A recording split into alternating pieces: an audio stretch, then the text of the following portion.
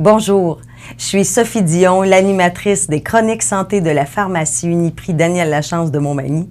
Aujourd'hui, on va parler d'un organe mal aimé, l'intestin. On va rejoindre l'infirmière Nathalie Clavet qui va nous expliquer tout ça.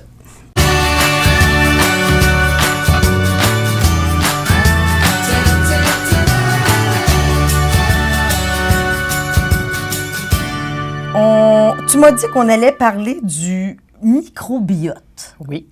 C'est quoi le microbiote? Moi, j'ai jamais entendu parler de ça. Le microbiote, c'est le nouveau nom scientifique pour anciennement la flore intestinale. Sûrement que tu as entendu parler de ça. Ben oui, ça, je connais ça. Alors, la flore intestinale ou le microbiote, c'est l'ensemble des micro-organismes qui nous entourent, c'est-à-dire sur la peau, le nez, dans les oreilles. Mais aujourd'hui, on va surtout parler au niveau de l'intestin. C'est lui qui nous intéresse au niveau de l'intestin. Et est-ce que tu sais que la quantité de micro-organismes qui nous habitent est plus lourde que notre cerveau, c'est-à-dire à peu près 2 kilos. Fait que c'est beaucoup de petits micro-organismes. Oui. Et dans 1 gramme d'excréments humains, on retrouve plus de bactéries que d'humains sur toute la Terre.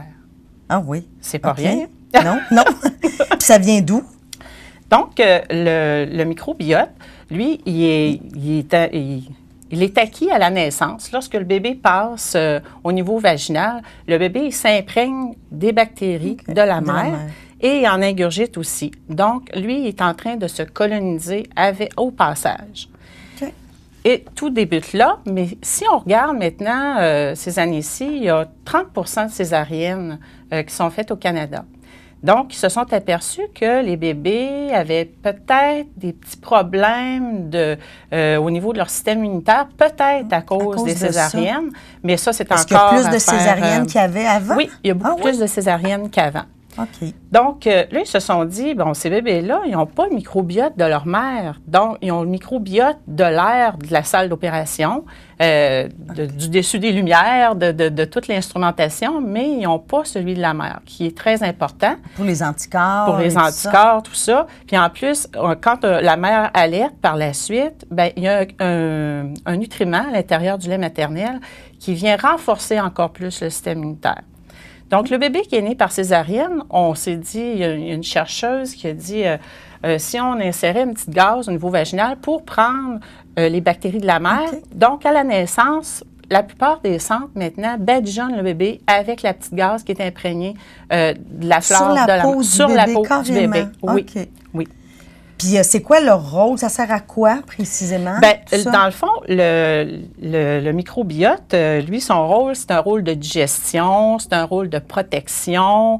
C'est surtout à ces niveaux-là, les échanges avec aussi les globules blancs. Ils ont un rôle qui se chevauche un et l'autre. Ils se comblent. Ils se comblent, oui, c'est ça. Et puis, toutes ces bactéries-là, c'est comme une empreinte digitale. Chacun a son microbiote. Toi, tu as le tien, j'ai le mien. C'est comme une empreinte digitale qui est complètement unique à chacun.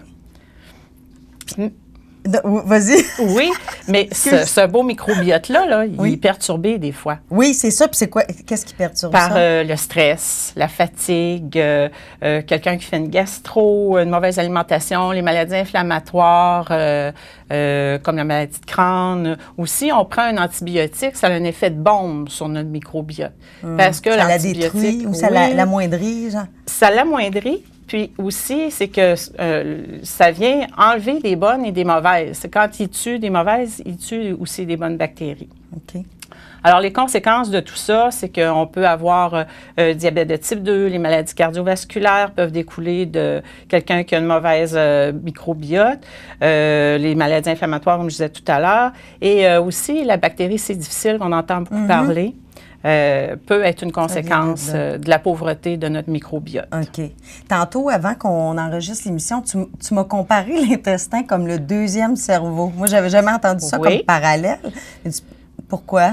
Bien, c'est encore au niveau des recherches, mais maintenant, ils parlent de maladies du ventre et de la tête parce que semblerait que, l'intestin contient beaucoup de neurones. On peut le comparer à la grandeur d'un terrain de tennis. Et puis, il y a des neuromédiateurs à l'intérieur qui sont semblables à ceux du cerveau. Donc, ils s'envoient des messages un et l'autre à tour de rôle. Tu sais, quand on est stressé, on peut avoir envie d'aller aux toilettes, mais aussi si notre intestin est perturbé, des fois des liens avec... mais c'est l'inverse aussi. Si on a un problème au niveau intestinal, ça peut amener d'autres choses au niveau du cerveau. Et là, ils sont en train d'associer l'anxiété, la dépression, l'autisme, le Parkinson. Mais c'est toutes des avenues, là, quand ils commencent une recherche. Mais vraiment, les chercheurs se penchent beaucoup là-dessus parce que il y a des belles avenues avec ça. Là. Et même, ils ont fait un test qui est très impressionnant. Ils ont fait un test sur des souris. Ils ont inséré une microbiote d'une personne qui était anxieuse à l'intérieur d'une souris qui était relativement calme dans sa cage. Et puis, après avoir fait ça, la souris s'est mise à tourner en rond dans la cage. Voyons. Donc là, c'est sûr que là, c'est un test sur une souris, mais, mais ça amène d'autres avenues. Ça amène vraiment des avenues. OK, puis dans tout ça, le rôle des probiotiques, on parle souvent de probiotiques. Oui, dans le fond, on peut comparer, je vais te comparer, on va regarder, je vais te faire tenir des images. Oui.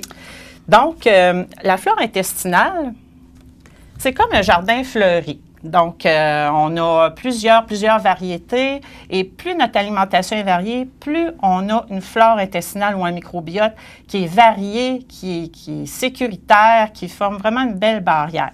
Alors, on le compare à un jardin comme ça. J'aime ça, Nathalie, ces images, c'est parfait. On comprend tout. On comprend tout. Mais là, je vais te dire, étant donné qu'on peut avoir la diarrhée ou suite aux antibiotiques ou certaines maladies inflammatoires, cette flore-là, elle est détériorée. Alors, si on a des trous dans notre plate-bande, qu'est-ce qui arrive quand on a des trous dans notre plate-bande? Il y a des mauvaises herbes qui viennent s'y installer. Les mauvaises herbes, dans notre intestin, c'est les mauvaises bactéries. Ah, ça a du sens. Donc, on veut être blindé au niveau de notre intestin. On n'aime pas ça, les mauvaises herbes. On n'aime pas ça, les mauvaises herbes. De toute façon. Donc, en période, les probiotiques, ils ne remplacent pas une bonne alimentation. Mais dans des périodes spécifiques, si on part en voyage, on veut prévenir la diarrhée du voyageur, si on a pris des antibiotiques, si on a eu la grippe, si notre système est affaibli, on va venir essayer de suppléer avec un probiotique. C'est sûr qu'il y a beaucoup de souches. C'est difficile parfois de trouver la souche qui va arriver à combler notre besoin spécifique. Donc, c'est important de venir en parler avec le pharmacien parce qu'il y en a pour la diarrhée du voyageur, il y en a au quotidien. Donc, on vient vérifier ça avec notre pharmacien, voir aussi si on peut le prendre en même temps que notre médication. Ah oui, parce qu'il y a peut-être des... Il y a peut-être, mais habituellement, il n'y a pas vraiment d'interaction. C'est plutôt au niveau du moment de la prise pour ne pas venir déranger nos médicaments. Alors, aussi... là, OK, on a parlé microbiote, on a parlé probiotique. Oui. L'un qui aide l'autre. Oui. Comment est-ce qu'on fait pour améliorer notre microbiote encore plus? Est-ce que c'est nécessairement de la prise de probiotiques? Non. Bien non, on peut l'améliorer en prenant, oui, si notre alimentation est déficitaire. On peut avoir des périodes où est-ce que, suite à une chirurgie, on n'a pas faim, des choses comme ça. Là, on a besoin d'un supplément ou, comme je disais, si on a une emprise d'antibiotiques, là, on peut avoir recours à nos probiotiques. Dans les changements de saison aussi, on peut avoir recours aux probiotiques.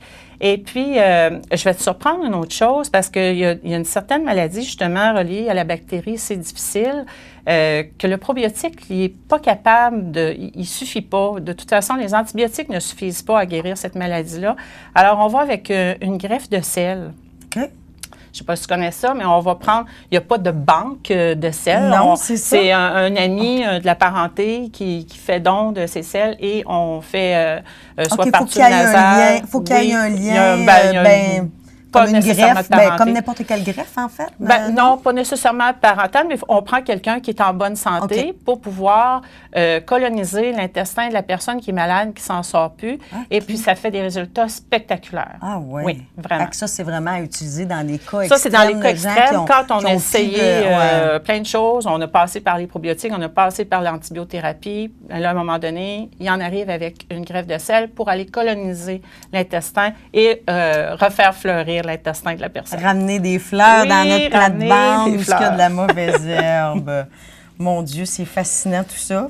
Alors, on peut l'améliorer aussi par une alimentation diversifiée, comme dans le guide alimentaire. Là, si on suit notre guide alimentaire, il y a des choses meilleures que d'autres. Oui, c'est ça. On fait des choix, on lit nos étiquettes, on ajoute beaucoup de fibres à notre alimentation. C'est très important d'ajouter des fibres.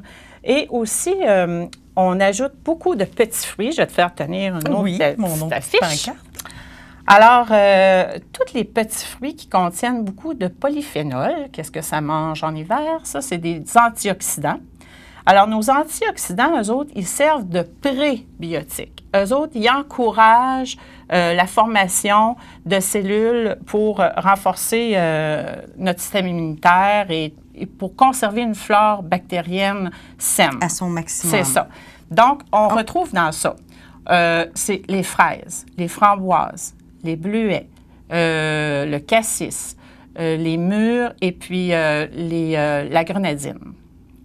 Tous ces beaux petits fruits-là seraient très intéressants à ajouter à notre alimentation quotidienne.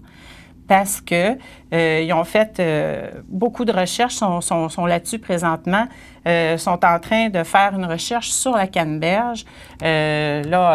Je vous le dis, allez pas toutes vous acheter de la canneberge aujourd'hui. C'est encore vraiment très embryonnaire comme étude, mais chez les souris, l'ingestion de canneberge, à cause de sa quantité phénoménale de polyphénol, ferait perdre du poids et aiderait au diabète de type 2. Okay. Donc, c'est une belle avenue, c'est quelque chose vraiment à suivre. Moi, la dernière rencontre que j'ai eue en février avec les chercheurs, ils sont là-dessus, là, à Laval, là, sont à plein temps sur ça. Sont dans les recherches par-dessus la tête, puis ça évolue rapidement. Oui. Et puis, c'est quelque chose qui s'améliore rapidement quand même, le microbiote. Hein. Si on change nos habitudes alimentaires, c'est en quelques jours qu'il faut voir les résultats. Oui. Ça réagit Ça réagit très rapidement. Il l'expérimente beaucoup chez les souris, puis ça change très, très, très rapidement. Okay. Donc, si on a un changement à faire à partir d'aujourd'hui, on va chercher des petits fruits, puis... OK. Et vous, évidemment, en pharmacie, vous pouvez toujours aider par rapport aux probiotiques. Quel traitement on peut faire? Lesquels sont le mieux? Vous êtes là pour ça, vous pouvez répondre aux questions. Oui, comme je vous disais, parce qu'il y en a une panoplie. Il y a différentes souches. Il y en a qui se croisent, là, mais il faut vraiment les vérifier. Il y en a pour la diarrhée du voyageur. Oui, c'est ça, c'est difficile en tant que consommateur de se retrouver là-dedans. Ça a tous des noms, l'activité. Oui, puis le nombre de millions de bactéries, de machins, oui, ça devient cette souche-là, oui. C'est important d'aller vérifier. Merci encore, ça Nathalie. Me fait plaisir. C'est tout le temps très intéressant de te rencontrer. Tu nous mets plein d'images, on comprend tout, même pour des choses qui peuvent paraître un peu complexes pour nous. Merci beaucoup. Ça me fait plaisir. Alors, ceux qui ont manqué le début de la capsule, vous pouvez aller visionner le tout sur le site Internet de CEMA TV ou sur la page Facebook du Uniprix Daniel Lachance de Montmagny ou sur la page Facebook de CEMA TV. Alors, merci beaucoup. Manger des petits fruits, c'est bon pour la santé.